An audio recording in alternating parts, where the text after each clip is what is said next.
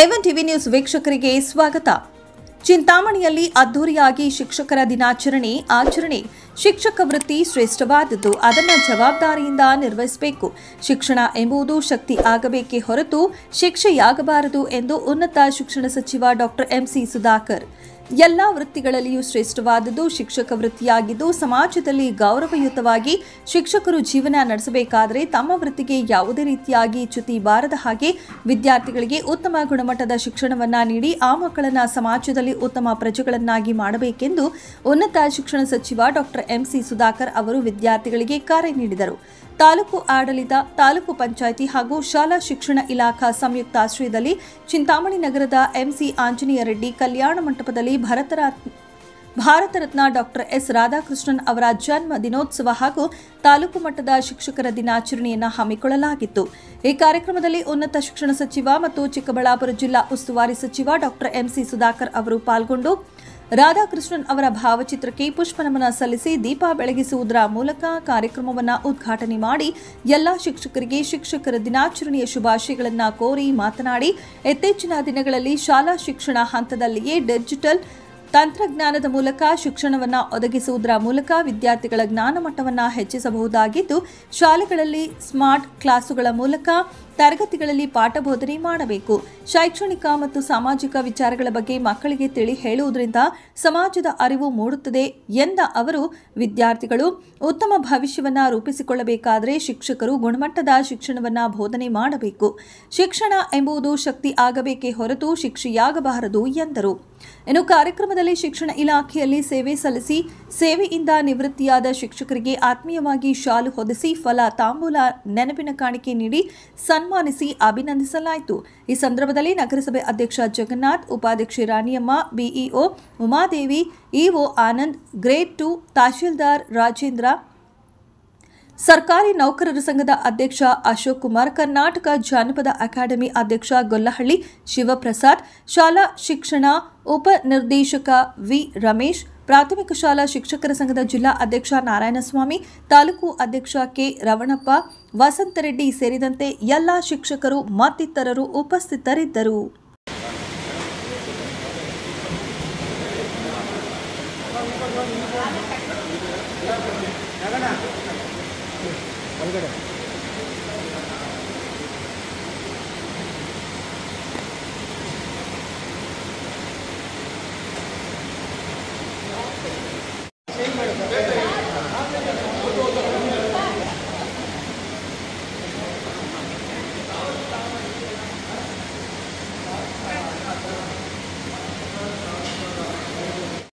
ತಾಲೂಕು ಪಂಚಾಯಿತಿ ಹಾಗೂ ಶಾಲಾ ಶಿಕ್ಷಣ ಇಲಾಖೆಯ ಆಧ್ವರ್ಯದಲ್ಲಿ ಆಯೋಜಿಸಿರ್ತಕ್ಕಂಥ ಭಾರತ ರತ್ನ ಡಾಕ್ಟರ್ ಎಸ್ ರಾಧಾಕೃಷ್ಣನ್ ಅವರ ಜನ್ಮ ದಿನೋತ್ಸವ ಹಾಗೂ ತಾಲೂಕು ಮಟ್ಟದ ಶಿಕ್ಷಕರ ದಿನಾಚರಣೆಯ ಕಾರ್ಯಕ್ರಮದ ವೇದಿಕೆಯಲ್ಲಿ ಉಪಸ್ಥಿತರಿರತಕ್ಕಂಥ ನಗರಸಭೆಯ ಅಧ್ಯಕ್ಷರಾಗಿರ್ತಕ್ಕಂಥ ಜಗನ್ನಾಥ್ ಅವರೇ, ತಾವು ಕಾರ್ಯಕ್ರಮ ಮುಂದುವರಿಸಬೇಕು ಅಂತಕ್ಕಂಥ ಮಾತನ್ನು ಹೇಳ್ತಾ ಇದ್ದೇನೆ. ನೋಡಿ, ತಂತ್ರಜ್ಞಾನವನ್ನು ಬಳಸಿಕೊಂಡು ನಾವೀಗ ನಮ್ಮ ತಾಲೂಕಿನಲ್ಲಿ ಇರ್ತಕ್ಕಂಥ 24 ಸರ್ಕಾರಿ ಹೈಸ್ಕೂಲ್ಗಳಿಗೆಲ್ಲದಕ್ಕೂ ಸ್ಮಾರ್ಟ್ ಕ್ಲಾಸ್ ಕೊಡ್ತಿದ್ದೀವಿ. ಬಹುಶಃ ಇಲ್ಲಿದ್ದಾರೆ, ಇಲ್ಲಿ ಬಹಳ ಜನ ಶಿಕ್ಷಕರು ಅದನ್ನು ಬಳಸ್ತಾ ಇರ್ತಕ್ಕಂಥವ್ರು ಇದ್ದಾರೆ. ದಯವಿಟ್ಟು ಯಾರ್ಯಾರು ಪ್ರೌಢ ಶಾಲೆಯ ಶಿಕ್ಷಕರು ಸ್ಮಾರ್ಟ್ ಕ್ಲಾಸ್ ರೂಮ್ ಬಳಸ್ತಾ ಇರೋಂಥವ್ರು ದಯವಿಟ್ಟು ಕೈ ಎತ್ತಬೇಕು. ಸ್ಮಾರ್ಟ್ ಕ್ಲಾಸ್ ರೂಮ್ ಬಳಸ್ತಾ ಇರೋಂಥವ್ರು ಸುಮಾರು 19 ಪ್ರೌಢ ನಾನು ಕಿತ್ತೂರಾಣಿ ನಮ್ಮ ಶಾಲೆ ಬಸ್ತಿ ಶಾಲೆ ಪಾಠ ಪ್ರವಚನವನ್ನು ಹೇಳ್ಕೊಡ್ಬೇಕಂತ ಒಂದು ಪರಿಸ್ಥಿತಿಯಿಂದ ಫಲಿತಾಂಶಗಳಲ್ಲಿ ಹೇಳ್ತಕ್ಕಂಥದ್ದು ನಮ್ಗೆ ಗೊತ್ತಿದೆ.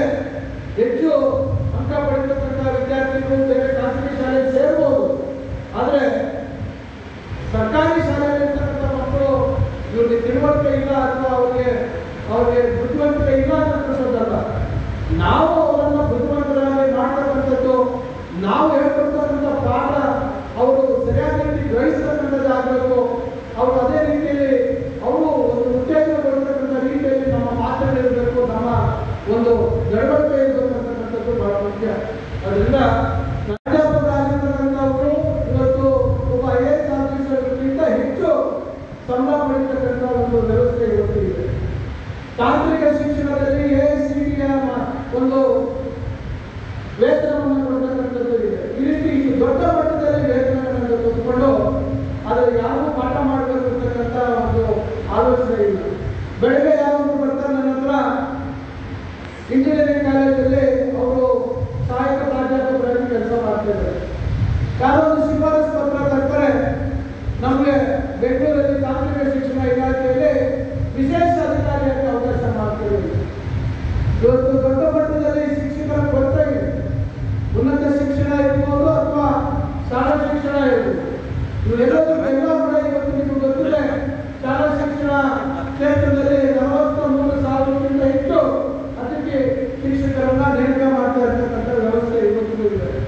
ಸರ್ಕಾರದಿಂದ ಎಲ್ಲ ಸೌಲಭ್ಯ ಬೇಕು. ಆದರೆ ಶಿಕ್ಷಣ ಮಾತ್ರ ನಾವು ಸರಿಯಾದ ರೀತಿ ಮಕ್ಕಳಿಗೆ ಬೋಧನೆ ಮಾಡ್ತಕ್ಕಂಥದ್ದಕ್ಕೆ ನಾವ್ಯಾರು ತಯಾರಿಲ್ಲ ಅಂತಕ್ಕಂಥ ರೀತಿಯಲ್ಲಿ ಬಹಳಷ್ಟು ಜನರ ಒಂದು ನಡವಳಿಕೆ ನೋಡಿದಾಗ ಬಹಳ ಬೇಸರ ಆಗುತ್ತೆ. ನಿಮಗೆ ಗೊತ್ತಿದೆ, ಸರ್ಕಾರ ನಿಮ್ಮೆಲ್ಲ ಒತ್ತಾಯಕ್ಕೆ ಮಣಿದು ಇಡೀ ರಾಜ್ಯ ಸರ್ಕಾರದ ನೌಕರರಿಗೆ 7ನೇ ವೇತನವನ್ನು ಜಾರಿ ಮಾಡಿದೆ. ಮೊನ್ನೆ ನೀವೇನು 5ನೇ ತರಗತಿವರೆಗೂ ಬೋಧನೆ ಮಾಡತಕ್ಕಂಥ ನಿರ್ಬಂಧ ಇಟ್ಕೊಂಡಿರೋದನ್ನ ಬೃಂದಾವನ ನೇಮಕಾತಿಯಲ್ಲಿ ಬದಲಾವಣೆ ತರತಕ್ಕಂಥದ್ದು 2007ರಲ್ಲಿ ಒಂದು ಸ್ಥಗಿತ ಆಗಿರ್ತಕ್ಕಂಥದ್ದನ್ನ ಮತ್ತೆ ಸಂಪುಟದಲ್ಲಿ ಆ ವೃಂದ ಮತ್ತು ನೇಮಕಾತಿ ನಿಯಮದಲ್ಲಿ ಬದಲಾವಣೆ ಮತ್ತೆ ತರತಕ್ಕಂಥದ್ದಕ್ಕೆ ಒಂದು ಅವಕಾಶವನ್ನು ಮಾಡಿಕೊಟ್ಟಿರ್ತಕ್ಕಂಥದ್ದು ನಮ್ಮ ಸರ್ಕಾರ. ಇವೆಲ್ಲ ಸೌಲಭ್ಯಗಳನ್ನ ಇವತ್ತು ಮಾನ್ಯ ಮುಖ್ಯಮಂತ್ರಿಗಳಾಗಿರ್ತಕ್ಕಂಥ ಸಿದ್ದರಾಮಯ್ಯನವರು, ಮಾನ್ಯ ಉಪಮುಖ್ಯಮಂತ್ರಿಗಳಾಗಿರ್ತಕ್ಕಂಥ DK ಶಿವಕುಮಾರ್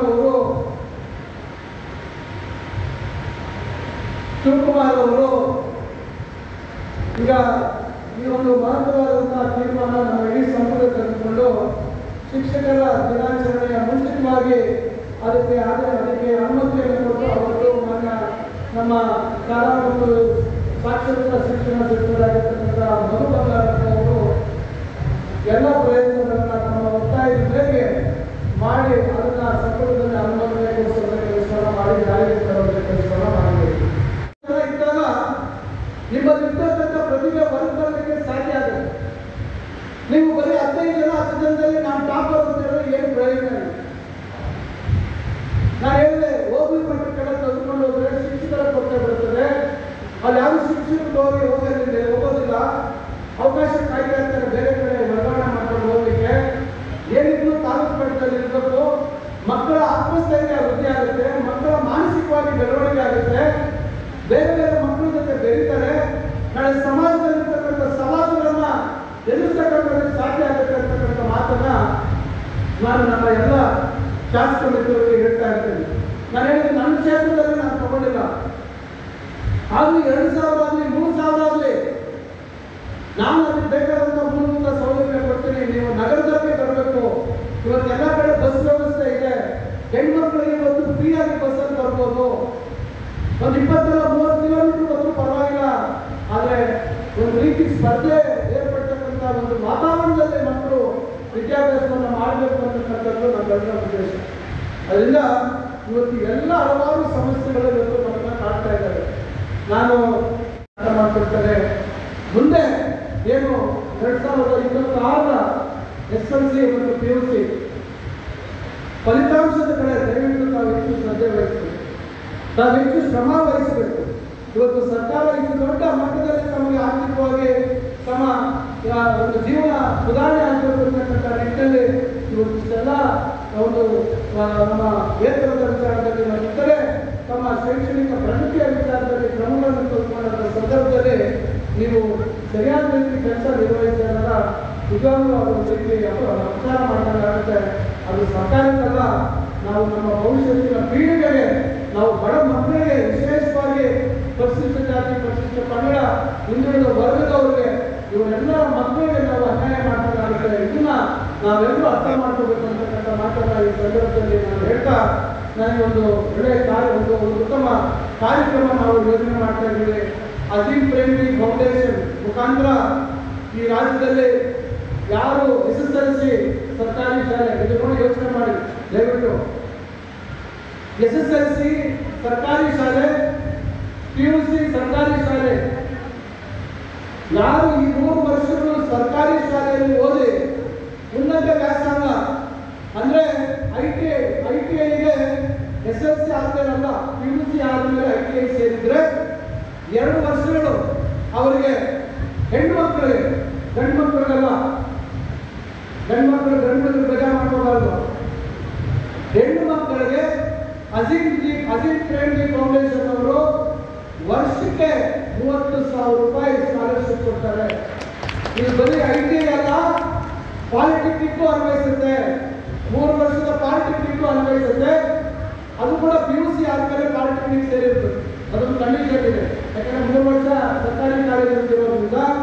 ಆಮೇಲೆ engineering, agriculture, medical, nursing, veterinary, law, ಯಾವ ಇದೆ ಪದವಿ, ಎಲ್ಲ ಪದವಿಗಳಲ್ಲಿ ಅವರು ರಾಜ್ಯದಲ್ಲಿ ಖಾಸಗಿ ಕಾಲೇಜಲ್ಲಿದ್ದರೂ ಸಹ ಮತ್ತೆ ಡಿಗ್ರಿ, BA, BCom ಯಾರು ಓದ್ತಾ ಇದ್ದಾರೆ ಎಲ್ಲ ಮಕ್ಕಳಿಗೆ 10ನೇ ತರಗತಿ, 11ನೇ ತರಗತಿ, 12ನೇ ತರಗತಿ ಸರ್ಕಾರಿ ಶಾಲೆ ಮತ್ತು ಕಾಲೇಜಲ್ಲಿ ಓದಿರ್ತಕ್ಕಂಥವರಿಗೆ ಅವರ 3 ವರ್ಷ ಅಥವಾ 4 ವರ್ಷ 5 ವರ್ಷ ಕೋರ್ಸ್ ಏನಿರ್ತದೆ, ಪ್ರತಿ ವರ್ಷ 30,000 ರೂಪಾಯಿ ಇವತ್ತು ಸ್ಟೈಪೆಂಡ್ ಕೊಡುವಂಥ ಕಾರ್ಯಕ್ರಮಕ್ಕೆ ಮಾನ್ಯ ಮುಖ್ಯಮಂತ್ರಿಗಳು, ಮಾನ್ಯ ಅಜೀಂ ಪ್ರೇಮಿ ಅವರ ಒಂದು ಸಮ್ಮುಖದಲ್ಲಿ ಮಾನ್ಯ ಉಪಮುಖ್ಯಮಂತ್ರಿಗಳು DK ಶಿವಕುಮಾರ್ ಅವರು ಮತ್ತು ನಮ್ಮ ಸಂಪುಟದ ಇತರೆ ನಮ್ಮ ಹಿರಿಯ ಮತ್ತು ಎಲ್ಲ ಇತರೆ ಮಂತ್ರಿಗಳ ಸಮ್ಮುಖದಲ್ಲಿ 19ನೇ ತಾರೀಕು ಮಧ್ಯಾಹ್ನ 4 ಗಂಟೆಗೆ ಬಾಬು ರಾಜೇಂದ್ರ ಪ್ರಸಾದ್ ಸಭಾಂಗಣ GKBಯಲ್ಲಿ ಕಾರ್ಯಕ್ರಮವನ್ನು ನಾವು ಆಯೋಜಿಸಿದ್ದೀವಿ ಮತ್ತು ಅವತ್ತಿನ ನೋಂದಣಿ ಕೆಲಸ ಪ್ರಾರಂಭ ಆಗುತ್ತೆ. ಅದರಿಂದ ಇದೊಂದು ದೊಡ್ಡ ಕಾರ್ಯಕ್ರಮ. ಸುಮಾರು 37,000 ಅಂದಾಜು ಹೆಣ್ಣು ಮಕ್ಕಳಿಗೆ ಈ ಒಂದು ಸೌಲಭ್ಯ ಪ್ರತಿ ವರ್ಷ, ಅಂದ್ರೆ ಈ ವರ್ಷ ಏನು ದಾಖಲಾಗತಕ್ಕಂಥವ್ರು, ಹಿಂದೆ ದಾಖಲಾಗಿರ್ತಕ್ಕಂಥವ್ರಲ್ಲ, ಈ ವರ್ಷ ದಾಖಲಾಗಿರ್ತಕ್ಕಂಥವ್ರಿಗೆ ಕೊಡುವಂಥ ಒಂದು ಕಾರ್ಯಕ್ರಮವನ್ನ ನಾವು ಚಾಲನೆ ಕೊಡ್ತಾ ಇದ್ದೀವಿ. ಅದರಲ್ಲಿ ನಿಯಮ ಏನಂದ್ರೆ ಪ್ರತಿ ವರ್ಷ ಅವರು ತೇರ್ಗಡೆ ಆಗಬೇಕು. ಪ್ರತಿ ವರ್ಷ ತೇರ್ಗಡೆ ಆದರೆ ಮಾತ್ರ ಇದು ಸೌಲಭ್ಯ ಸಿಗುತ್ತೆ. ನೀವು ಪಾಸ್ ಆಗಿಲ್ಲ ಅಂದ್ರೆ ಸಿಗೋದಿಲ್ಲ. ಇದೆಲ್ಲ ಕಂಡೀಷನ್ಸ್ ಇರ್ತವೆ, ದಯವಿಟ್ಟು ಅರ್ಥ ಮಾಡ್ಕೊಂಡು. ಇದು ಹೆಣ್ಣು ಮಕ್ಕಳಿಗೆ ಪ್ರೋತ್ಸಾಹ ಕೊಡಬೇಕು. ನಾಳೆ ಮನೆಗಳಲ್ಲಿ ಆರ್ಥಿಕ ಸಮಸ್ಯೆ ಇರ್ತದೆ, ನಾಳೆ ಮಧ್ಯದಲ್ಲಿ ಮದುವೆ ಮಾಡುವಂಥದ್ದು, ಬೇರೆ ಬೇರೆ ಕಾರಣಗಳಿಗೆ ಮಕ್ಕಳನ್ನ ಏನೋ ಶೈಕ್ಷಣಿಕ ಒಂದು ಪ್ರಗತಿಗೆ ಅಡ್ಡಿ ಆಗ್ತಕ್ಕಂಥ ರೀತಿಯಲ್ಲಿ 1 ವರ್ಷ ಓದಿಸಿ ಅವನ್ನ ವಾಪಸ್ ತರುವಂಥದ್ದು ಇವೆಲ್ಲ ಆಗಬಾರ್ದು ಅಂತಕ್ಕಂಥ ದೃಷ್ಟಿಯಲ್ಲಿ ಮಕ್ಕಳಿಗೆ ಪ್ರೋತ್ಸಾಹ ಕೊಡಬೇಕು ಅಂತಕ್ಕಂಥ ದೃಷ್ಟಿಯಲ್ಲಿ ಇದು ಸ್ನಾತಕೋತ್ತರ ಪದವಿ ಕೂಡ ಸೇರುತ್ತೆ. ಅದರಿಂದ ಇವೆಲ್ಲ ಸೌಲಭ್ಯಗಳನ್ನು ಕೊಡುವಂಥದ್ದು ಮಾಡ್ತಾ ಇದ್ವಿ. ದೇಶದಲ್ಲಿ ಬೇರೆ ರಾಜ್ಯಗಳಲ್ಲಿ ಮಾಡಿದ್ದಾರೆ, ಆದರೆ ಯೂನಿವರ್ಸಲ್ ಮಾಡಿಲ್ಲ. ಯೂನಿವರ್ಸಲ್ ಅಂದ್ರೆ ಎಲ್ಲರಿಗೂ, ಅಲ್ಲಿ ಕೇವಲ 10,000 15,000 ಮಾತ್ರ ಕೆಲವು ರಾಜ್ಯದಲ್ಲಿ ಮಾಡಿದ್ದಾರೆ. ಆದರೆ ನಮ್ಮ ರಾಜ್ಯದವರೇ ಆಗಿರೋದ್ರಿಂದ ಅಜೀಂ ಪ್ರೇಮಿಯವರು ಅವರ ಅಸ್ತಿತ್ವ ಇಲ್ಲೇ ಇರೋದ್ರಿಂದ ನಾವು ನಮ್ಮ ಸರ್ಕಾರದಲ್ಲಿ ನಮ್ಮ ಅಧಿಕಾರಿಗಳು, ನಮ್ಮ ಇಲಾಖೆಯವರೆಲ್ಲರೂ ಅವರನ್ನ ವಿನಂತಿ ಮಾಡಿಕೊಂಡು 37,000 ಮಕ್ಕಳಿಗೆ ಪ್ರತಿ ವರ್ಷ ಕೊಡುವಂಥ ಒಂದು ಕಾರ್ಯಕ್ರಮ.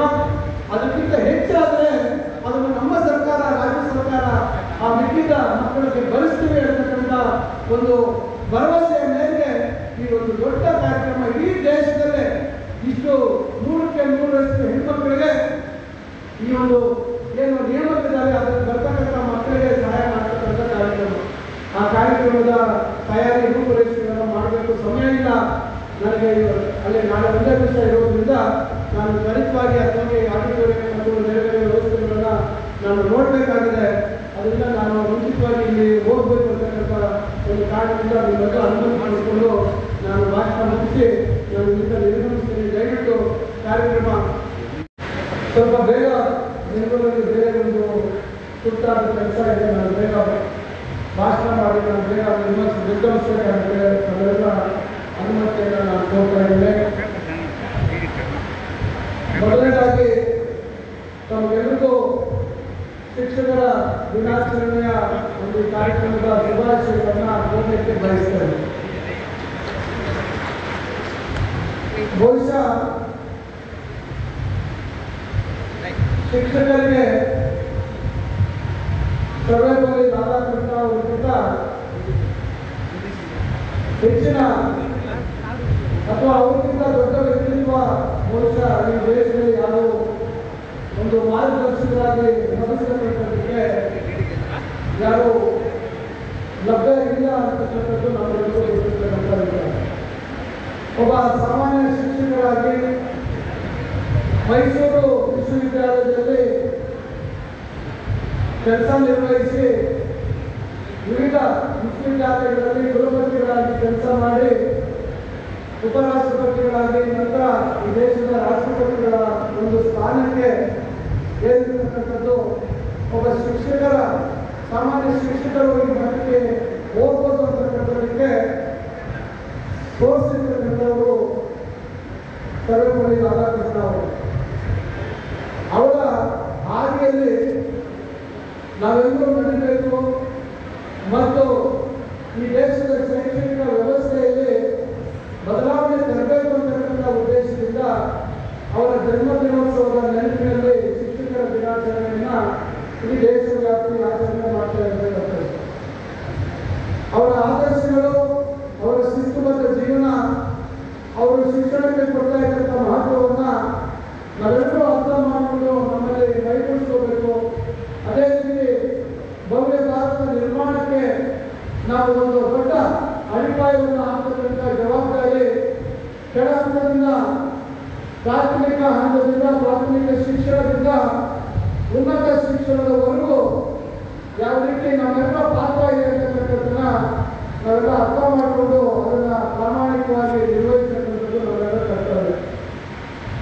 ಆದರೆ ಇತ್ತೀಚಿನ ದಿನಗಳಲ್ಲಿ ನೋಡ್ತಾ ಇದ್ರೆ ಇಡೀ ದೇಶದಲ್ಲಿ ಯಾವ ಮಟ್ಟದಲ್ಲಿ ನಮ್ಮ ರಾಜ್ಯದ ಶಿಕ್ಷಣ ವ್ಯವಸ್ಥೆ ಇದೆ, ನಮ್ಮ ರಾಜ್ಯದ ವ್ಯವಸ್ಥೆಯಲ್ಲಿ ನಮ್ಮ ಜಿಲ್ಲೆ ಯಾವ ಸ್ಥಾನದಲ್ಲಿದೆ, ಇದನ್ನು ನಾವು ಯಾವ ರೀತಿ ವೃದ್ಧಿ ಮಾಡಬೇಕು ಅಂತಕ್ಕಂಥದ್ದು ಒಂದು ಕಡೆ.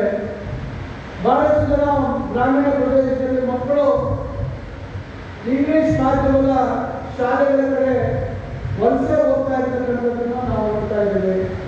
ಇವೆಲ್ಲವನ್ನ ನೋಡಿದಾಗ ಎಲ್ಲೋ ಒಂದು ಕಡೆ ನಮ್ಮ ಜವಾಬ್ದಾರಿಗಳನ್ನ ನಾವು ಸರಿಯಾದ ರೀತಿಯಲ್ಲಿ ನಿರ್ವಹಣೆ ಮಾಡ್ತಾ ಇದ್ದೇವೆ ಅಂತಕ್ಕಂಥ ಭಾವನೆ ಇವತ್ತು ನಾವೆಲ್ಲರೂ ನೋಡ್ತಾ ಇದ್ದೀವಿ.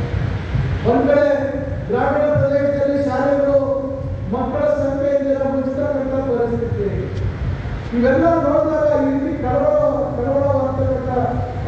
ಪರಿಸ್ಥಿತಿಗಳನ್ನ ನಾವು ಇವತ್ತು ಎದುರಿಸ್ತಾ ಇರ್ತಕ್ಕಂಥದ್ದು ನೋಡಿದಾಗ ಇಷ್ಟೆಲ್ಲ ಸೌಲಭ್ಯ ಸರ್ಕಾರಕ್ಕೆ ಕೊಡಬೇಕಂತಕ್ಕಂಥ ಪ್ರಶ್ನೆ ಉದ್ಭವ ಆಗುತ್ತೆ. ಯಾಕಂದ್ರೆ ನೀವು ಯಾರೋ ಸಾಮಾನ್ಯವಾಗಿ ಯಾರೋ ಒಬ್ಬರ ಶಿಫಾರಸು ಮೇಲೆ ಯಾರೋ ಒಬ್ಬರ ಮನಸ್ಸಿಗೆ ನೀವು ಯಾರೋ ಇವತ್ತು ಸರ್ಕಾರಿ ಒಂದು ಶಿಕ್ಷಕರ ವೃತ್ತಿಗೆ ನೀವು ಯಾರು ನೇಮಕ. ನೀವೆಲ್ಲರೂ ನಿಮ್ಮ ಪ್ರತಿಭೆಗೆ ಅನುಗುಣವಾಗಿ ಸ್ಪರ್ಧಾತ್ಮಕ ಪರೀಕ್ಷೆಯಲ್ಲಿ ತಾವು ತಮ್ಮ ಪ್ರತಿಭೆಯನ್ನು ತೋರಿಸಿ ಅದರ ಅನುಗುಣವಾಗಿ ನೀವು ಇವತ್ತು ಈ ವೃತ್ತಿಯಲ್ಲಿ ಇವತ್ತು ನೀವೆಲ್ಲ ಸೇರ್ಕೊಂಡಿದ್ದೀರಿ. ಯಾವುದೇ ರೀತಿ ಖಾಸಗಿ ಕ್ಷೇತ್ರದಲ್ಲಿ ಇರ್ತಕ್ಕಂಥ ಶಿಕ್ಷಕರಿಗೆ ಯಾವುದೇ ರೀತಿ ಕಮ್ಮಿ ಇಲ್ಲದ ರೀತಿಯಲ್ಲಿ ನಿಮ್ಮಲ್ಲಿ ಇರ್ತಕ್ಕಂಥ ಜ್ಞಾನ ಇದೆ. ಆದರೆ ಅದನ್ನು ನೀವು ಸದ್ಬಳಕೆ ಮಾಡ್ಕೊಳ್ತಾ ಇಲ್ಲ ಅಂತಕ್ಕಂಥದ್ದೇ ನಮಗೆಲ್ಲರೂ ಬಹಳ ಗೌರವ ವಿಚಾರ. ಈಗ ನೋಡಿ, ನಾವು PUCಯಲ್ಲಿ 11ನೇ ಸ್ಥಾನ ನಮ್ಮ ಚಿಕ್ಕಬಳ್ಳಾಪುರ ಜಿಲ್ಲೆ, SSLCಯಲ್ಲಿ 22ನೇ ಸ್ಥಾನ. ಏನು ಇವತ್ತು ದಕ್ಷಿಣ ಕನ್ನಡ ಜಿಲ್ಲೆ, ಉಡುಪಿ ಜಿಲ್ಲೆ ಇವೆಲ್ಲ ನೋಡಿದಾಗ ಶೈಕ್ಷಣಿಕವಾಗಿ ಎಷ್ಟು ಮುಂದುವರೆದಿದೆ ಆ ಭಾಗದಲ್ಲಿ. ಯಾಕೆ ಅವರು ನಿಮ್ಮಾಗೇ ಆಯ್ಕೆ ಆಗಿರ್ತಕ್ಕಂಥದ್ದು, ನಿಮ್ಮಾಗೆ ಸ್ಪರ್ಧಾತ್ಮಕ ಪರೀಕ್ಷೆಗಳನ್ನು ಬರೆದು ಇವತ್ತು ಯಾವುದೇ ರೀತಿಯ ಒಂದು ಶಿಫಾರಸಿಗೆ ಮತ್ತೊಂದಕ್ಕೆ ಅವಕಾಶ ಇರೋ ರೀತಿಯಲ್ಲಿ ಅವರು ಆಯ್ಕೆ ಆಗಿದ್ದಾರೆ. ಅಲ್ಲಿರ್ತಕ್ಕಂಥ ಶಿಕ್ಷಣದ ಒಂದು ಭಾಗ ಯಾವ ರೀತಿ ಒಂದು ಪ್ರಗತಿಯನ್ನು ಅವರು ಸಾಧಿಸ್ತಾ ಇದ್ದಾರೆ ಅಂತಕ್ಕಂಥದ್ದನ್ನು ನೀವು ನೋಡ್ಬೇಕು. ನಾನು ನಿಮ್ಮೆಲ್ಲರೂ ನೆನೆಸ್ಕೊಳ್ಳೋದಿಷ್ಟೇ, ದಯವಿಟ್ಟು ಇವತ್ತು ಸರ್ಕಾರಗಳು ಯಾವುದೇ ಇವತ್ತು ನಮ್ಮ ಸರ್ಕಾರ ಬೇರೆ ಮತ್ತೊಂದಿರಲಿ, ಇವತ್ತು ಸರ್ಕಾರಗಳು ನಿರಂತರವಾಗಿ ಸರ್ಕಾರಿ ನೌಕರರಿರ್ಬೋದು, ವಿಶೇಷವಾಗಿ ಶಾಲಾ ಶಿಕ್ಷಕರು ಅಥವಾ ಉನ್ನತ ಶಿಕ್ಷಣ ಇಲಾಖೆಯಲ್ಲಿರ್ತಕ್ಕಂಥ ನಮ್ಮ ಪ್ರಾಧ್ಯಾಪಕರು ಅಥವಾ ಸಹಾಯಕ ಪ್ರಾಧ್ಯಾಪಕರು ಅಥವಾ ಸಹ ಪ್ರಾಧ್ಯಾಪಕರು ಯಾರೇ ಇರಲಿ ಬೋಧಕರು, ಇವತ್ತೆಲ್ಲರೂ UGC ಸ್ಕೇಲ್ ಕೊಡ್ತಾ ಇದ್ದೀವಿ. ಬದಲಾವಣೆ ತರಬೇಕು ಅಂತ ಇವತ್ತು ವಿದೇಶದ ವಿಶ್ವವಿದ್ಯಾಲಯಗಳು ಬೆಂಗಳೂರಿನಲ್ಲಿ ಸ್ಥಾಪನೆ ಆಗ್ತಾ ಇದ್ದಾರೆ. ಕೆಲವರು ಖಾಸಗಿ ವಿಶ್ವವಿದ್ಯಾಲಯಗಳು ಅಂತ ಕೇಳಿದ್ರು, ಸರ್ ನಮಗೆಲ್ಲ ತೊಂದರೆ ಆಗುತ್ತೆ ಅಂತ. ನಾನು ಹೇಳಿದ್ರೆ ಯಾವ ರೀತಿ ತೊಂದರೆ ಆಗುತ್ತೆ ಹೇಳಿ. ಇವತ್ತು ಬಹಳಷ್ಟು ಜನ ವಿದೇಶದಲ್ಲಿ ಉನ್ನತ ವ್ಯಾಸಂಗ ಮಾಡಬೇಕು ಅಂತ ಲಕ್ಷಾಂತರ ರೂಪಾಯಿ ಖರ್ಚು ಮಾಡಿಕೊಂಡು ಹೋಗುವಂಥ ಪರಿಸ್ಥಿತಿ. ಇವತ್ತು ಅದೇ ವಿದೇಶದ ಪದವಿ ನಮ್ಮ ಮನೆ ಬಾಗಿಲು ಬೆಂಗಳೂರು ಅಥವಾ ಸುತ್ತಲೂ ಬಂದಾಗ ಕಮ್ಮಿ ದರದಲ್ಲಿ 20, 30, 40 ಲಕ್ಷ ಕೊಡೋ ಬದಲು ಇನ್ನೊಂದಷ್ಟು ಕಮ್ಮಿ, ಒಂದು 15-20% ಕಮ್ಮಿ ಆದರೂ ಕೂಡ ಆ ವಿದೇಶದ ಒಂದು ಪದವಿಯನ್ನು ನಮ್ಗೆ ಕೈಗೆಟುಕತಕ್ಕಂಥ ರೀತಿ ಆಗುತ್ತೆ. ಅವರು ಬಂದಂಥ ಸಂದರ್ಭದಲ್ಲಿ ನಮ್ಮಲ್ಲಿರ್ತಕ್ಕಂಥ ಬೋಧಕರಿಗೆ ಒಂದು ಅವಕಾಶ ಆಗುತ್ತೆ. ಆ ವಿದೇಶದ ಕಾಲೇಜುಗಳಲ್ಲಿ ಬೋಧನೆ ಮಾಡತಕ್ಕಂಥ ಅವಕಾಶ ಅವರ ಪ್ರತಿಭೆಗೆ ಅನುಗುಣವಾಗಿ ಅವಕಾಶಗಳು ಲಭಿಸ್ತವೆ. ಒಂದು ರೀತಿ ಆರೋಗ್ಯಕರವಾದಂಥ ಒಂದು ಸ್ಪರ್ಧೆ ಏರ್ಪಡುತ್ತೆ. ನಮ್ಮಲ್ಲಿರ್ತಕ್ಕಂಥ ಖಾಸಗಿ ವಿಶ್ವವಿದ್ಯಾಲಯ ಇರ್ಬೋದು, ನಮ್ಮಲ್ಲಿ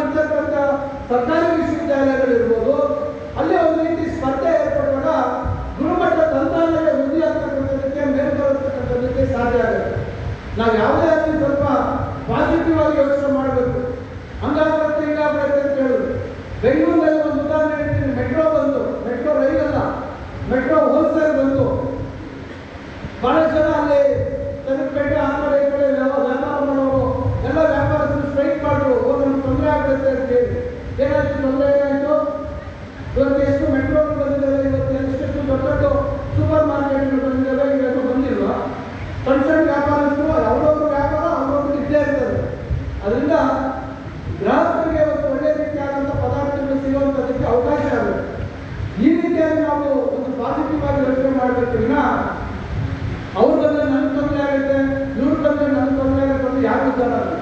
ನಮ್ಮ ದೇಶ ಮುಂದೆ ಪ್ರಗತಿ ಸಾಧಿಸೋದಕ್ಕೆ ಸಾಧ್ಯ ಇಲ್ಲ. ಅದರಿಂದ ಇವತ್ತು ಇವೆಲ್ಲ ವಿಚಾರಗಳು ನಾನು ನಮ್ಮ ಗಮನ ತಂದಿರ್ತಕ್ಕಂಥ ಒಂದೇ ಒಂದು ಉದ್ದೇಶ ಇಲ್ಲ ಅಂತಲ್ಲಿ ಮಾತ್ರ ನೀವು ಬೇರೆಯವರನ್ನ ತಗೋಬಹುದು ಅಂತಕ್ಕಂಥ ಆದೇಶ ಹೊರಡಿಸಿದ್ದಾರೆ. ಸುಮಾರು 15-20 ವರ್ಷ ಕೆಲಸ ಮಾಡಿರ್ತಕ್ಕಂಥವರು ಈಗ ಏಕಾಏಕಿ ಅವರು ಈ ಒಂದು ವೃತ್ತಿಯಿಂದ ದೂರ ಸರಿತಕ್ಕಂಥ ಪರಿಸ್ಥಿತಿ ಅಂದರೆ ಅತಿಥಿ ಉಪನ್ಯಾಸಕರಾಗಿ ಆಯ್ಕೆ ಆಗದೇ ಇರತಕ್ಕಂಥ ಪರಿಸ್ಥಿತಿಗಳು ಇವತ್ತು ನಿರ್ಮಾಣ ಆಗಿದೆ. ಇವೆಲ್ಲ ವಿಚಾರಗಳು ನ್ಯಾಯಾಲಯದಲ್ಲಿ ತೀರ್ಮಾನ ಆಗಿರ್ತಕ್ಕಂಥ ವಿಚಾರಗಳಿಗೆ ನಮ್ಮನ್ನು ಹೊಣೆಗಾರರನ್ನು ಮಾಡತಕ್ಕಂಥ ಪರಿಸ್ಥಿತಿ ಇವತ್ತು ಸಮಾಜದಲ್ಲಿದೆ. ಮಕ್ಕಳು ಪ್ರತಿಭಟನೆ ಮಾಡ್ತಾ ಇದ್ದಾರೆ. ಒಂದೂವರೆ ತಿಂಗಳಾಯಿತು ನಮಗೆ ಏನೋ ಶೈಕ್ಷಣಿಕ ವೇಳಾಪಟ್ಟಿ ಪ್ರಕಾರ ಇವತ್ತು ಪದವಿ ಕಾಲೇಜುಗಳು ಪ್ರಾರಂಭ ಆಗಿ ನಮಗೆ ಬೋಧಕರಿಂದ ಅತಿಥಿ ಉಪನ್ಯಾಸಕರ ನೇಮಕಾತಿ ಆಗಬೇಕಾಗ್ತಿದೆ. ಒಂದು ಕಡೆ ಮಕ್ಕಳ ಸಮಸ್ಯೆ, ಮತ್ತೊಂದು ಕಡೆ ಅರ್ಹತೆ ಇರ್ತಕ್ಕಂಥವ್ರು ಅರ್ಹತೆ ಇಲ್ಲದೆ ಇರ್ತಕ್ಕಂಥವ್ರ ಸಮಸ್ಯೆ. ನ್ಯಾಯಾಲಯದ ತೀರ್ಪಿಗೆ ತಲೆಬಾಗಬೇಕಾಗುತ್ತೆ. ಆದರೆ ಒಂದು ಮಾನವೀಯತೆ ದೃಷ್ಟಿ ನೋಡಿದಾಗ ಕೆಲವೊಂದು ಕಡೆ ಒಂದು ಪರಿಸ್ಥಿತಿಗಳನ್ನ ನಾವು ಯಾವ ರೀತಿ ಎದುರಿಸಬೇಕು ಅಂತಕ್ಕಂಥ ಸವಾಲುಗಳು ಇವತ್ತು ನಮ್ಮ ಮುಂದೆ ಇದೆ.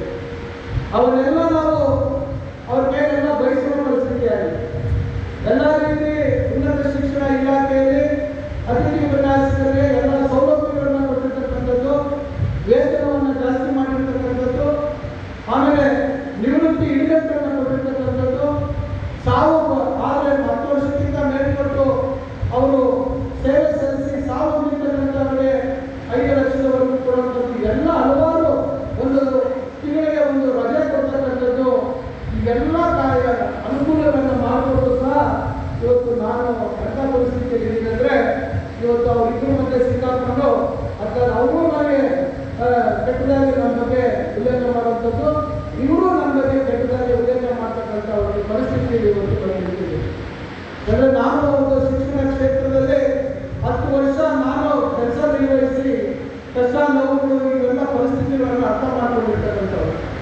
ಆದರೆ ಒಂದು ಆಡಳಿತ ವ್ಯವಸ್ಥೆಯಲ್ಲಿ ಒಂದು ಆಡಳಿತಾತ್ಮಕ ಜವಾಬ್ದಾರಿಯನ್ನು ಹೊಂದಿದ ಸಂದರ್ಭದಲ್ಲಿ ಯಾವ ರೀತಿ ನಾವು ಸಮಾಜದಲ್ಲಿ ನಾವು ಜನರ ಒಂದು ಅವರ ಒಂದು ಆಲೋಚನೆಗಳು ಅಥವಾ ಅವರ ಅಭಿಪ್ರಾಯಗಳ ಮಧ್ಯದಲ್ಲಿ ನಾವು ಕೆಟ್ಟವರಾಗಿ ನಿಲ್ತಕ್ಕಂಥ ಪರಿಸ್ಥಿತಿಗಳು ನಮ್ಮ ತಪ್ಪು ಇಲ್ಲದೇ ಸಹ ನಮ್ಮನ್ನು ಕೆಟ್ಟದಾಗಿ ಬಿಂಬಿಸಿಕೊಳ್ತಕ್ಕಂಥ ಪರಿಸ್ಥಿತಿಗಳು ಇವತ್ತು ನಮ್ಮ ಮುಂದೆ ಇದ್ದಾರೆ. ಇಷ್ಟೆಲ್ಲರ ನಡುವೆ ಅವೆಲ್ಲ ಜವಾಬ್ದಾರಿಯಿಂದ ಬರ್ತಕ್ಕಂಥ ಸಮಸ್ಯೆಗಳು. ಈ ಜವಾಬ್ದಾರಿಯನ್ನು ಹೊತ್ಕೊಂಡ ಮೇಲೆ ಇವೆಲ್ಲ ಸಮಸ್ಯೆಗಳನ್ನ ನಾವು ಎದುರಿಸ್ತಕ್ಕಂಥದಕ್ಕೆ ತಯಾರಿದ್ದೀವಿ. ಆದರೆ ನಾವು ಸಮಸ್ಯೆಗಳನ್ನು ಅನುಭವಿಸಿದಾಗ ನಾವು ನಿಮ್ಮಿಂದ ನಿರೀಕ್ಷೆ ಮಾಡ್ತಕ್ಕಂಥದ್ದು ಇವತ್ತು ಬಡ ಮಕ್ಕಳು ಯಾರಿವತ್ತು ಆರ್ಥಿಕವಾಗಿ ಹೆಚ್ಚಿನ ಶುಲ್ಕ ಕೊಟ್ಟು ಖಾಸಗಿ ಕ್ಷೇತ್ರದಲ್ಲಿ ವಿದ್ಯಾಭ್ಯಾಸ ಮಾಡಲು ಶಕ್ತಿ ಇರತಕ್ಕಂಥವ್ರಿಗೆ ನಮ್ಮ ಜವಾಬ್ದಾರಿ ಇದೆ. ಇವತ್ತು ಸರ್ಕಾರ ನಿಮ್ಮ ಮೇಲೆ ಇಷ್ಟು ದೊಡ್ಡ ಒಂದು ನಂಬಿಕೆ ಇಟ್ಕೊಂಡು ಇವತ್ತು ಈ ರಾಜ್ಯದ ಶಾಲಾ ಶಿಕ್ಷಣ ವ್ಯವಸ್ಥೆ ಇರ್ಬೋದು, ಉನ್ನತ ಶಿಕ್ಷಣ ವ್ಯವಸ್ಥೆ ಇರ್ಬೋದು ಉತ್ತಮಗೊಳ್ಳಬೇಕಂತಕ್ಕಂಥ ನಿಟ್ಟಿನಲ್ಲಿ ಒಂದು ನಂಬಿಕೆ ಇಟ್ಕೊಂಡಿರ್ತಕ್ಕಂಥ ಸಂದರ್ಭದಲ್ಲಿ ಹೈಟೆನ್ಷನ್ ಲೈನ್ ಪ್ರಾರಂಭದಲ್ಲಿ ಅದಕ್ಕೆ ನಾವು ಎಲೆಕ್ಟ್ರಿಕ್ ಲೈನ್ ಎಲ್ಲ ತೆಗಿಬೇಕು, ಅದಕ್ಕೆ ಏರಿಯಲ್ ಬಸ್ ಕೇಬಲ್ ಅಂತೇಳಿ ಕೇಬಲ್ ಅಂತೇಳಿ ಅದನ್ನು ಹಾಕ್ಸುವಂಥದಕ್ಕೆ ಒಟ್ಟು 120 ಕೋಟಿ ರೂಪಾಯಿ ಅಂದಾಜು ಮಾಡಲಾಗಿದ್ದೇವೆ. ಈಗ ಮೊದಲನೇ ಹಂತದಲ್ಲಿ 35 ಕೋಟಿಯಲ್ಲಿ ಈ ಅಂಡರ್ಗ್ರೌಂಡ್ ಕೇಬಲ್ ಕಟ್ಟಿಂಗ್ ಮಾಡಿಬಿಟ್ಟು ಎಲ್ಲ ಹೈಟೆನ್ಷನ್ ಲೈನನ್ನು ಕೇಬಲಲ್ಲಿ ಹಾಕುವಂಥ ಕೆಲಸ ಪ್ರಾರಂಭ ಮಾಡ್ತೇವೆ. ಮುಂದಿನ ದಿನಗಳಲ್ಲಿ ನಮ್ಮ ಮನೆ ಮುಂದೆ ಇರ್ತಕ್ಕಂಥ ಕಂಬಿಗಳೆಲ್ಲ ಈಗ ಮುಂದೆ ಬರ್ತಕ್ಕಂಥ ದಿನಗಳಲ್ಲಿ ಇದಾದಮೇಲೆ ಅದನ್ನು ಮುಂದಿನ ವರ್ಷದಲ್ಲಿ ಅದಕ್ಕೆ ಮಂಜೂರಾತಿ ತೆಗೆದುಕೊಳ್ತಕ್ಕಂಥ ಅಂತರ್ಗತ ನಾಣ ಅಂತ ಹೇಳಿದ್ದಾರೆ ಮಾನ್ಯ ಇಂಧನ ಸಚಿವರು ಜಾರ್ಜ್ ಅವರು. ಅದರಿಂದ ನಾನು ಈ ಸಂದರ್ಭದಲ್ಲಿ ಮಾನ್ಯ ಜಾರ್ಜ್ ಸಾಹೇಬರಿಗೆ ನನ್ನ ಹೃದಯಪೂರ್ವಕವಾದಂಥ ಧನ್ಯವಾದಗಳನ್ನು ತಿಳಿಸಲಿಕ್ಕೆ ಬಯಸ್ತೇನೆ. ಈ ರೀತಿ ಹಲವಾರು ಬದಲಾವಣೆಗಳನ್ನು ನಾವು ತರ್ತಾ ಇದ್ದೇವೆ. ನಿನ್ನೆನೂ ಬಹಳ ಚರ್ಚೆ ಮಾಡಿದ್ದೇನೆ. ಈ ಕಾರ್ಯಕ್ರಮ ಭವ್ಯವಾಗಿರ್ತಕ್ಕಂಥ ಬಾಬಾ ಸಾಹೇಬ್ ಅಂಬೇಡ್ಕರ್ ಅವರ ಭವನದಲ್ಲಿ ಮುಂದಿನ ವರ್ಷ ಇದನ್ನು ಏರ್ಪಡಿಸತಕ್ಕಂಥ ಕೆಲಸ ಆಗತ್ತೆ. ಕರ್ನಾಟಕವಾಗಿ ಯಾಕಂದರೆ ಭಾಳಷ್ಟು ಜನ ಇವತ್ತು ಸುಮಾರು ಜನ ತಾವು ನಿಂತಿದ್ದೀರ. ಇಲ್ಲಿ ಮುಂದೆ ಸುಮಾರು 850ಕ್ಕಿಂತ ಹೆಚ್ಚು ಆಸನಗಳಿರ್ತಕ್ಕಂಥ ಒಂದು ಭವ್ಯವಾದಂಥ ಅಂಬೇಡ್ಕರ್ ಭವನ ತಮಗೆ ಕಣ್ಮುಂದೆ ಕಾಣಿದೆ, ತಮಗೆ ಗೊತ್ತಿದೆ, ಕಾಮಗಾರಿ ಆಗ್ತಾ ಇದೆ, ಯಾವ ರೀತಿ ಅದಕ್ಕೆ ಈಗಾಗಲೇ ಏನಾಗಿತ್ತು ಅನ್ನೋದ್ರ ಬಗ್ಗೆ ನಾವು ಚರ್ಚೆ ಮಾಡಲ್ಲ. ಆ ಇತಿಮಿತಿಗಳಲ್ಲಿ ಅದನ್ನು ಯಾವ ರೀತಿ ಹೆಚ್ಚಿನ ಜನ ಕೂರ್ತಕ್ಕಂಥ ವ್ಯವಸ್ಥೆ ಮಾಡಬೇಕು, ಸುಸಜ್ಜಿತವಾಗಿ ಅದನ್ನು ರೂಪಿಸಬೇಕು. ಭಾಳ ಜನ ತಾವು ಯಾರು ಜನ ಚಿಕ್ಕಬಳ್ಳಾಪುರದಲ್ಲಿ ಕನ್ನಡ ಭವನ ನೋಡಿದ್ರೆ ಗೊತ್ತಿಲ್ಲ. ಆ ಕನ್ನಡ ಭವನದ ರೀತಿಯಲ್ಲೇ ಬಹುಶಃ ಯಾಕಂದರೆ ಅದು ಪ್ರಾರಂಭದಲ್ಲೇ ಅದಕ್ಕೆ ವಿನ್ಯಾಸ ಮಾಡಿದ್ರು ದೊಡ್ಡದಾಗೆ. ಆದರೆ ಇಲ್ಲಿ ನಾವು ಇರ್ತಕ್ಕಂಥ ಇತಿಮಿತಿಗಳಲ್ಲಿ ಇದನ್ನು ಬದಲಾವಣೆ ಮಾಡೋಕ್ಕೆ ಕೆಲಸ ಮಾಡಿದ್ದೇವೆ. ಅದರಿಂದ ನಾವು ಮುಂದಿನ ದಿವಸ ಎಲ್ಲ ಸರ್ಕಾರಿ ಕಾರ್ಯಕ್ರಮಗಳು ಅಂಬೇಡ್ಕರ್ ಭವನದಲ್ಲೇ ಮುಂದಿನ ದಿನಗಳಲ್ಲಿ ನೆರವೇರಿಸಬೇಕಂತಕ್ಕಂಥ ನಿಟ್ಟಿನಲ್ಲಿ ನಾವು ಕೆಲಸವನ್ನು ಭಾರತದಿಂದ ಸಾಧಿಸ್ತಾ ಇದ್ದೇವೆ. ನಾನು ಈಗ ಮುಖ್ಯಮಂತ್ರಿಗಳು ನಮಗೆಲ್ಲ 50 ಕೋಟಿ ರೂಪಾಯಿ ಒಂದು ವಿಧಾನಸಭಾ ಕ್ಷೇತ್ರಕ್ಕೆ ಕೊಟ್ಟಿದ್ದಾರೆ. ಅದರಲ್ಲಿ ನಾನು ಗ್ರಾಮೀಣ ಪ್ರದೇಶದ ರಸ್ತೆಗಳಿಗೆ 19 ಕೋಟಿ ಕೊಟ್ಟಿದ್ದೇನೆ, 19 ಕೋಟಿ. ನಗರದ ರಸ್ತೆಗಳಿಗೆ ಸುಮಾರು 18 ಕೋಟಿ ಕೊಡ್ತಾ ಇದ್ದೀನಿ. ಇದರ ಜೊತೆಗೆ ಅಂಬೇಡ್ಕರ್ ಭವನಕ್ಕೆ 4.4 ಕೋಟಿ ಹೆಚ್ಚುವರಿಯಾಗಿ ಮತ್ತೆ ಏನು ಒಟ್ಟು 17 ಕೋಟಿಯಲ್ಲಿ ಇವತ್ತು ಅಂಬೇಡ್ಕರ್ ಭವನ ಇಡೀ ರಾಜ್ಯದಲ್ಲೇ ಒಂದು ತಾಲೂಕು ಮಟ್ಟದಲ್ಲಿ ಆ ನಿಟ್ಟಿನಲ್ಲಿ ಬಿಟ್ಟರೆ ಬಹುಶಃ ಚಿಂತಾಮಣಿಯಲ್ಲಿ ಅಷ್ಟು ದೊಡ್ಡದಾಗಿ ನಿರ್ಮಾಣ ಆಗ್ತಾ ಇರ್ತಕ್ಕಂಥದ್ದು ಮಾತನಾಡಲು ನಾನು ಈ ಸಂದರ್ಭದಲ್ಲಿ ಬಯಸ್ತೇನೆ. ಇನ್ನು ಉಳಿದಾಗೆ ವಾಲ್ಮೀಕಿ ತೃಪ್ತಿ ಜಿಲ್ಲೆಯಲ್ಲಿ ನಮ್ಮ SSLC ಪರೀಕ್ಷೆಯಲ್ಲಿ ನಮ್ಮ ತಾಲೂಕು ಮುಂದೆ ಇದೆ ಅಂತಕ್ಕಂಥ ಒಂದು ತೃಪ್ತಿ. ಆದರೆ PUCಯಲ್ಲಿ ನನಗೆ ಇರ್ತಕ್ಕಂಥ ಮಾಹಿತಿ ಇವತ್ತು ಸರ್ಕಾರಿ ಕಾಲೇಜು ನಮ್ಮ ಕೋರ್ಟ್ ಕಾಂಪ್ಲೆಕ್ಸ್ ಇರ್ತಕ್ಕಂಥ ಬಾಲಕರ ಪ್ರೌಢಶಾಲೆ ಏನಿತ್ತು ಆ ಪ್ರೌಢಶಾಲೆ ವಿಚಾರ ಮತ್ತು ಕಾಲೇಜು ಜೂನಿಯರ್ ಕಾಲೇಜ್ ವಿಚಾರ ನನಗೆ ಅವರ ಅರಿವು ಹೇಳಿರ್ತಕ್ಕಂಥದ್ದು 100% ಬಂದಿದೆ. ರಿಸಲ್ಟ್ ಗೊತ್ತಿಲ್ಲ. ಭಾಳ ಬೇಜಾರಾಯಿತು. ಆಮೇಲೆ ಮಕ್ಕಳ ಸಂಖ್ಯೆ ಎಷ್ಟಿದೆ ಅಂದರೆ ಬಹುಶಃ ಒಂದು 50 ಜನ ಇದ್ದಾರೆ ಅಂತ ಕಾಣ್ತದೆ. ಹೈಸ್ಕೂಲಲ್ಲಿ ಈ ರೀತಿ ಟೌನಲ್ಲಿ ಇರ್ತಕ್ಕಂಥ ಶಾಲೆಯಲ್ಲಿ ಈ ರೀತಿ ಪರಿಸ್ಥಿತಿ ಆದರೆ ನಾವು ಏನು ಮಾಡಬೇಕು? ನಿಮ್ಗೆ ಗೊತ್ತಿದೆ, ಹಳೆ ಕಟ್ಟಡದ ಮುಂದೆ ಒಂದು ದೊಡ್ಡ ಕಟ್ಟಡ ಮುಂದೆ ಕಟ್ಟಿದ್ರು, ಅದಕ್ಕೆ ಮಾಸ್ಟರ್ ಪ್ಲಾನ್ ಮಾಡಿಸಿದ್ದೀನಿ ನಾನು ಪೂರ್ತಿ ದೊಡ್ಡದಾಗೆ. ನೀವು ಏನಕ್ಕೆ ಮಾಡಬೇಕು ಅಂತ ನನಗೆ ಗೊತ್ತಾಗ್ತಾ ಇಲ್ಲ. ಏನು ನಾನು ಆಲೋಚನೆ ಮಾಡಿಕೊಂಡಿದ್ದೆ, ಆ ಆಲೋಚನೆಯಂತೆ ಅದನ್ನು ಪೂರ್ತಿ ಕಟ್ಟಡ ನಿರ್ಮಾಣ ಮಾಡೋಣ ಅಂತಕ್ಕಂಥ ಆಲೋಚನೆ ಇವತ್ತು ಕೈ ಬಿಡಬೇಕು. ಯಾಕಂದರೆ ವಿದ್ಯಾರ್ಥಿಗಳಲ್ಲಿ ಸೇರ್ತಿದ್ದಲ್ಲ, ಇದಕ್ಕೆ ಯಾರು ಜವಾಬ್ದಾರಿ, ಇದಕ್ಕೆ ಯಾರು ಹೊಣೆಗಾರ? ಎಲ್ಲರೂ ಇವತ್ತು ನಾನು ಖಾಸಗಿ ಅವ್ರನ್ನ ದೂಷಣೆ ಮಾಡ್ತೀನಿ ಅಂತ ಅನ್ಕೋಬೇಡಿ. ಖಾಸಗಿ ಕಾಲೇಜುಗಳು ಇವತ್ತು PUC ಕಾಲೇಜುಗಳು ಚಿಂತಾಮಣಿಯಲ್ಲಿ ಎಷ್ಟಿದ್ದಾವೆ? ಕೆಲವು ಕಾಲೇಜಲ್ಲಿ 800-900 ಮಕ್ಕಳು ಪ್ರಥಮ ವರ್ಷದ PUCಯಲ್ಲಿ ಸೇರ್ತಾ ಇದ್ದಾರೆ. ಇಲ್ಲಿ 50 ಜನ 60 ಜನ ಬರ್ತಾರೆ ಅಂದರೆ ಯಾರು ಇದಕ್ಕೆ ಹೊಣೆಗಾರರು, ಯಾರು ತಪ್ಪು ಅಂತಕ್ಕಂಥದ್ದು ದಯವಿಟ್ಟು ವಿಷಯ. ಇವತ್ತು ರಾಜ್ಯ ಸರ್ಕಾರ KPS ಕರ್ನಾಟಕ ಪಬ್ಲಿಕ್ ಶಾಲೆಗಳನ್ನ 800 ಶಾಲೆಗಳನ್ನ ತೆರೀಬೇಕು ಅಂತಕ್ಕಂಥದ್ದು, 700-800 ಶಾಲೆಗಳನ್ನು ಕಲ್ಯಾಣ ಕರ್ನಾಟಕ ಭಾಗದಲ್ಲಿ ಹೆಚ್ಚುವರಿಯಾಗಿ ತೆಗಿಬೇಕು. ನಮ್ಮ ವಿಧಾನಸಭಾ ಕ್ಷೇತ್ರದಲ್ಲಿ 4-5 KPS ಶಾಲೆ ತೆಗಿಬೇಕು ಅಂತಕ್ಕಂಥದ್ದು. ನಮ್ಮ ಭಾಗದಲ್ಲಿ ಕನಿಷ್ಠ ಒಂದೊಂದು ವಿಧಾನಸಭಾ ಕ್ಷೇತ್ರದಲ್ಲಿ 3 ತೆಗಿಬೇಕು ಅಂತಕ್ಕಂಥದ್ದು. ನಾನು BO ಹತ್ರ ಮಾಹಿತಿ ತೋರಿಸ್ಕೊಂಡೆ. 300 ಸಂಖ್ಯೆಗಿಂತ ಹೆಚ್ಚು ವಿದ್ಯಾರ್ಥಿಗಳ ಸಂಖ್ಯೆ ಇರ್ತಕ್ಕಂಥ ಹೈಸ್ಕೂಲ್ ಎದುರು ಏನಿದೆ ಅಂದರೆ ಬರೀ ನಮ್ಮ ಗರ್ಲ್ಸ್ ಕಾಲೇಜ್ ಏನಿದೆ ಪಕ್ಕದಲ್ಲೇ ಇಲ್ಲಿ 380 ಜನ ಮಕ್ಕಳಿದ್ದಾರೆ. ಇನ್ನು ಅಲ್ಲಿ 150 ಇದ್ದಾರೆ, ಬಟ್ಲಳ್ಳಿಯಲ್ಲಿ 257 ಇದ್ದಾರೆ, ಯಗಕೋಟೆಯಲ್ಲಿ 230 ಇದ್ದಾರೆ, ನಮ್ಮ ಕೇರಳದಲ್ಲಿ 180 ಇದ್ದಾರೆ. ಇನ್ನು ಮಿಕ್ಕ ಬೇರೆ ಬೇರೆ ಕಡೆ ಈಗ ತಡವಾರದಲ್ಲಿ PUC 2004-5ನೇ ಇಸ್ವಿಯಲ್ಲಿ PUC ಮಾಡಿದ್ವಿ. ನಾನು ಅವತ್ತು ಕೃಷ್ಣಬೈರೇಗೌಡರು ಜಾಸ್ತಿ. ಕೈವಾರದಲ್ಲಿ PUC ಇತ್ತು, ಬೈರೇಗೌಡರು ನಾಡಿದ್ದು. ತಡವಾರದ ಅವಶ್ಯಕತೆ ಇತ್ತ ಯೋಚನೆ. ಇವತ್ತು ಎಷ್ಟಪ್ಪ ತಡವಾರದಲ್ಲಿ PUC ಫಸ್ಟ್ PUC ಅಂದರೆ ಫಸ್ಟ್ PUCಗೆ 6 ಜನ 7 ಜನ, ಸೆಕೆಂಡ್ PUCಯಲ್ಲಿ 8-9 ಜನ ಇದ್ದಾರೆ. ಎಲ್ಲಿ ಯಾವ ರೀತಿ ನಾವು ಮಾಡ್ತೀವಿ?